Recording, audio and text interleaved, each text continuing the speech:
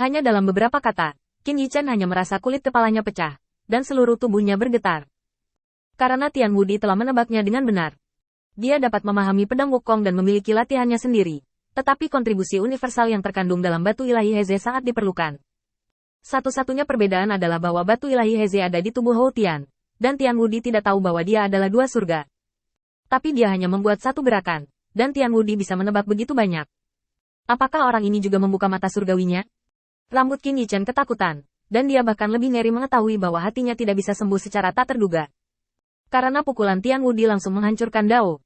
Penampilan manusia dewa dengan fitur wajah dingin yang telah dia ubah saat ini diubah oleh tubuh Tao-nya. Dewanya berbentuk pedang ilahi, dan tubuh Dao diberkati dengan cara kultivasi, sehingga dapat melampaui kekuatan dewa dan tubuh iblis sehingga lebih kuat. Tapi Tian Wudi langsung menghancurkan sebagian Dao di tubuhnya. Biarkan hatinya hancur seperti makhluk yang didapat, dan menjadi cedera serius. Qin Yichen tidak bisa membayangkan, apakah ini kekuatan putra semesta? Tanda seru. Faktanya adalah jika 10.000 klan benua bisa keluar dari Qin Yichen yang dianggap sebagai putra takdir oleh 10.000 klan benua, maka akan ada putra semesta di alam semesta ini yang tak terkalahkan. Qin Yichen tidak banyak berpikir, tetapi melihat niat membunuh Tian Wudi, yang membuatnya bergidik. Gemetar adalah getaran nyata. Qin Yichen tidak bisa mengendalikan tubuhnya. Dia hanya tahu bahwa ini adalah niat membunuh Tian Wudi. Yang mengejutkan Qin Yichen adalah niat membunuh ditentukan. Meskipun semua ras dianalisis secara rinci seperti babi, anjing, sapi, dan domba, mereka tidak mencatat cara membunuh Dewa Pedang Xiantian. Bagaimanapun, Dewa Bawaan terlalu langka, dan Dewa Pedang hanyalah sejenis Dewa Bawaan. Tapi seperti dugaan Qin Yichen, apa yang diberikan Tian Wudi kepadanya jelas bukan yang terbaik. Dengan kata lain, pemahaman Tian Wudi tentang niat membunuh berada di puncaknya. Dia tidak perlu lagi mempertimbangkan apa Dewa Pedang Bawaan, atau bagaimana cara membunuh kekuatan 10.000 ras. Niat membunuhnya kental, dan keberadaan apapun seperti semut. Dan semut tidak perlu dibedakan, karena dapat dihancurkan sampai mati dengan cubitan ringan.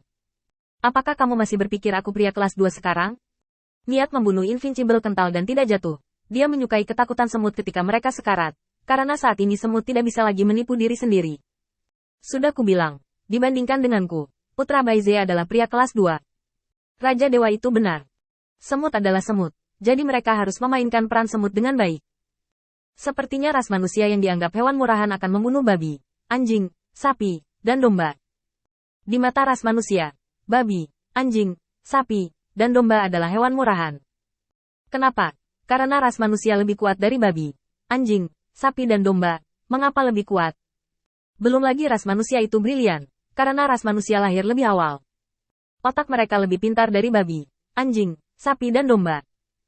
Mereka memiliki ratusan anggota badan di tubuh mereka, yang dapat memelihara dantian, dan dantian dapat mengandung kekuatan spiritual, sehingga orang dapat membunuh harimau, macan tutul, serigala, dan binatang buas lainnya yang awalnya lebih kuat dari daging mereka.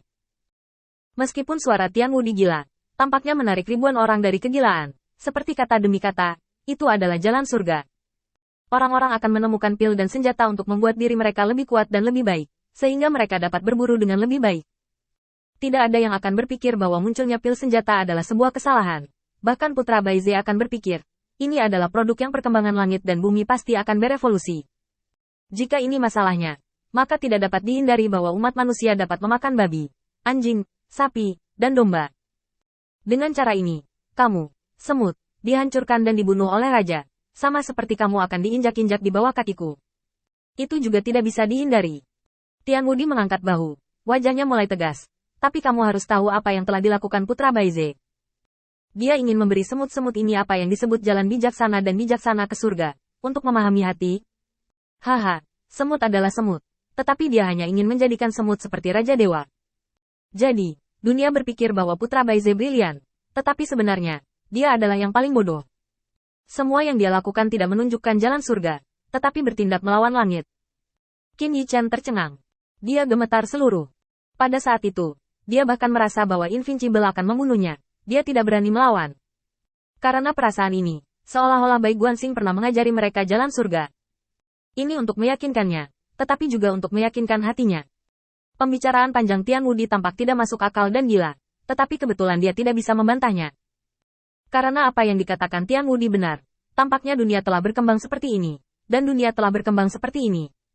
Dan Tian Wudi seperti putra Tian Lak, yang membuat Qin Yichen ketakutan hingga ekstrim. ini bukan lagi seberapa kuat inkarnasi Tian Wudi ini. Tapi, bagaimana dia bisa melawan surga? Bagaimana dia bisa mundur dan memotong langit? Murid Qin Yichen pusing. Dia hanya merasa bahwa Dao Heart-nya runtuh, dan semua pemahamannya sebelumnya akan hancur. Kekuatan surga yang tak terkalahkan sudah membuatnya tak tergoyahkan.